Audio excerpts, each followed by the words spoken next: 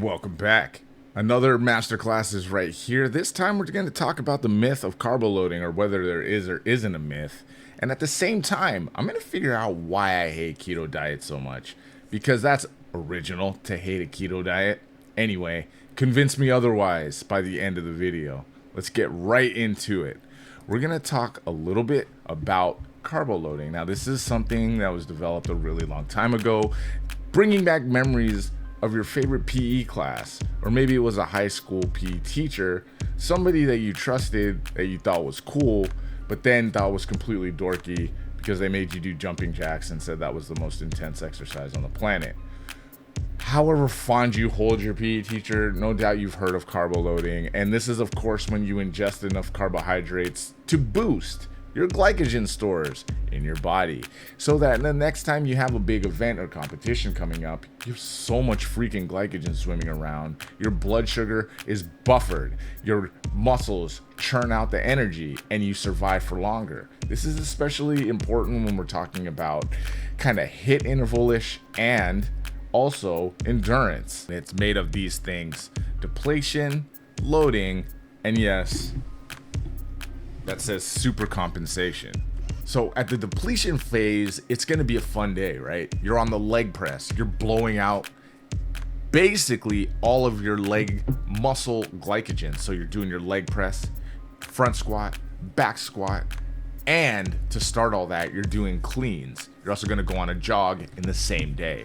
You're going to squeeze every last molecule of glycogen out of your leg muscles, because for the next 2 days, you're going to be eating 70, 80, or even 90% carbohydrates, close as you can to your event. So that whole week, you've spent the first 2 days depleting, so that by the time your event rolls around, you have all this extra glycogen. If you were doing something for your arms, you blow out your upper body, and you've overloaded so that you super compensate for the day of the race. And it works. I've done it before. I felt the rush. I really felt like I was able to last really long in that horrible obstacle course where the Marines like scream in your face and tell you to leave, and for some reason no one leaves, and then like the local Bakersfield residents give you beer instead of water to help you run more.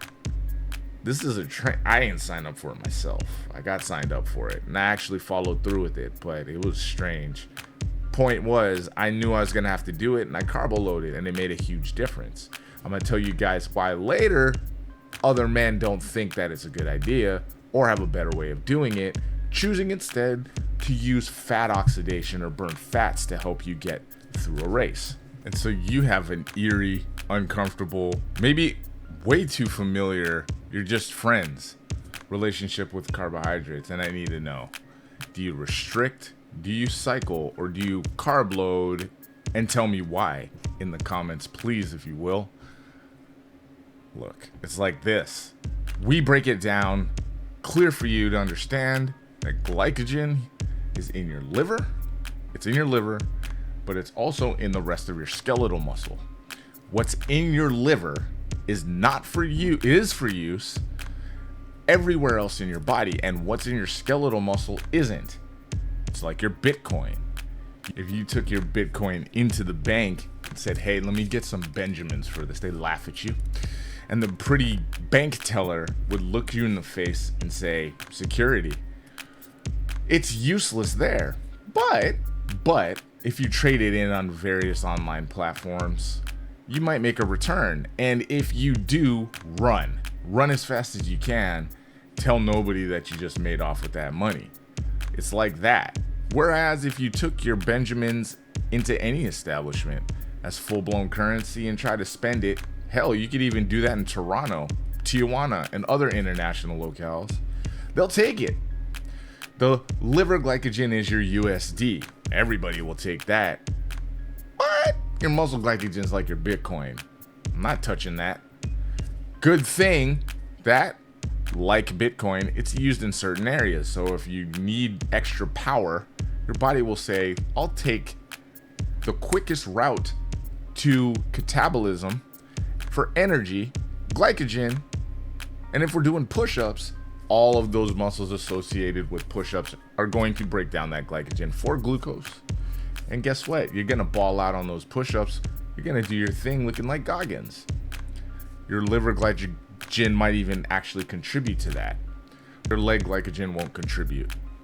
And that's how glycogen sparing really works.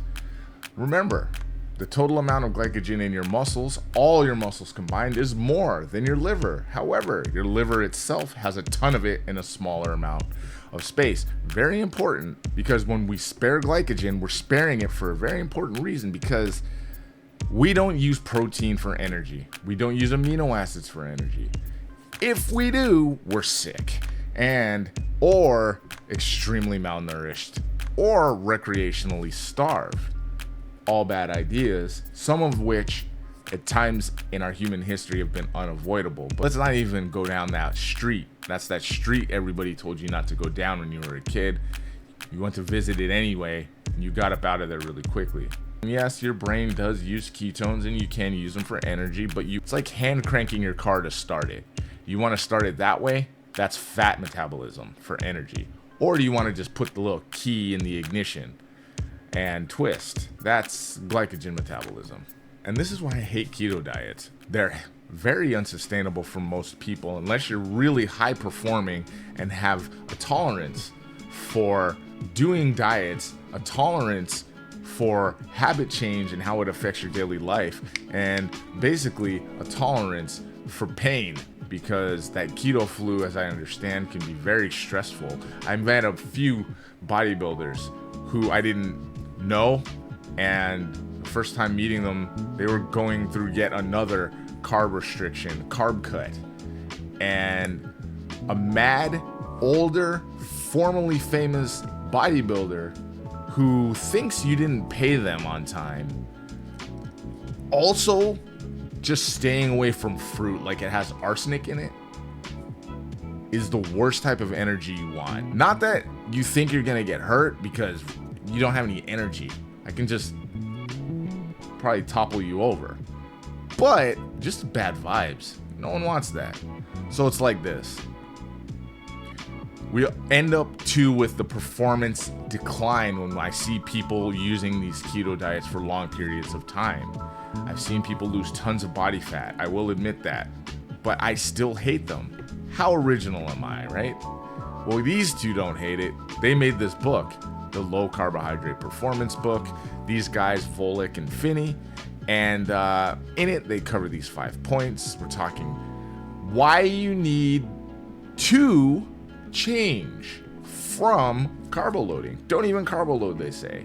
So you're constantly shoveling spaghetti in your face. You're eating a ton of rice. You're eating all these things to make sure that you have way more. Now, to do that, you have to deplete. And when you deplete, what you do is you work out really hard. So these are some of the 5 points that are covered. I'll let you look through it. But basically, they're trying to say stable blood sugar levels, using fat as fuel in your body. Who doesn't love that, by the way?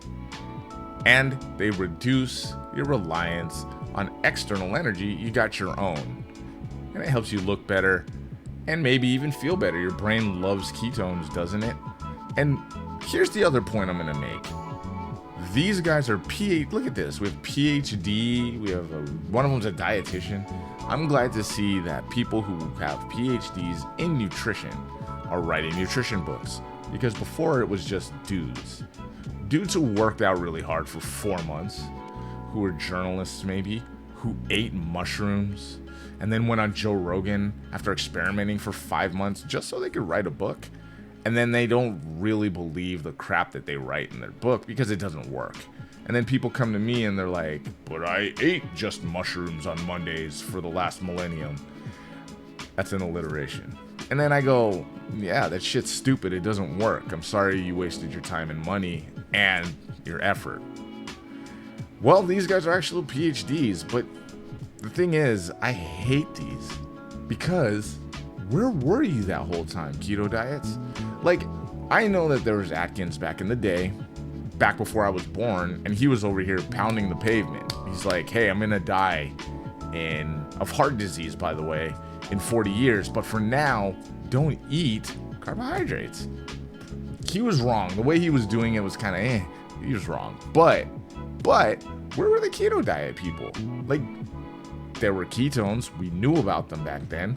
So if all this stuff is super useful and hyper useful, why wasn't the war cry louder for the usage of ketosis as a way of life? And my suspicion is it correlates with CrossFit, with MMA, with advance in strength and conditioning, with there being more certifications.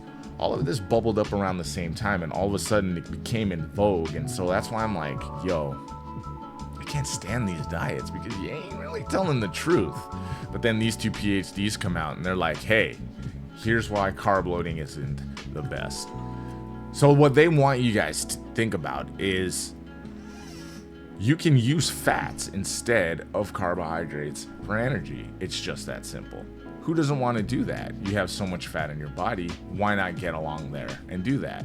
And to support their cause, they say there's a gradual transition, aka getting through that keto flu. You want to really take a look at your electrolytes, monitor and adjust accordingly. Basically gearing you into a ketogenic diet where you are ostensibly cutting way down something like 50 grams of carbohydrates per day, which at some point will leave you very mad. And please don't kick anybody out of your gym because of it, or your home, or anywhere else. But 50 grams of carbohydrates per day, very little, and that will definitely put you into ketosis. It might even put you in jail for a day. I don't know, but very little. When you do this, performance might suffer a lot for the day. But these guys say, hey, you're looking for endurance gains. In that respect, who's gonna try it? Maybe you. I don't know, but I am surely still skeptical. I see performance gains drop off quite a bit when people do this. And again, I don't even want to risk that we're gonna use any amino acids for metabolism to speak of. What do you guys think? Let me know in the comments. Is there a better way to do this? Also, you can go onto the website, coachjohanscscs.com, and click on coaching. Once you get there, you'll find meal plans. We could even talk one-on-one. Let's figure this thing out together. You guys stay all the way up. Thanks for listening.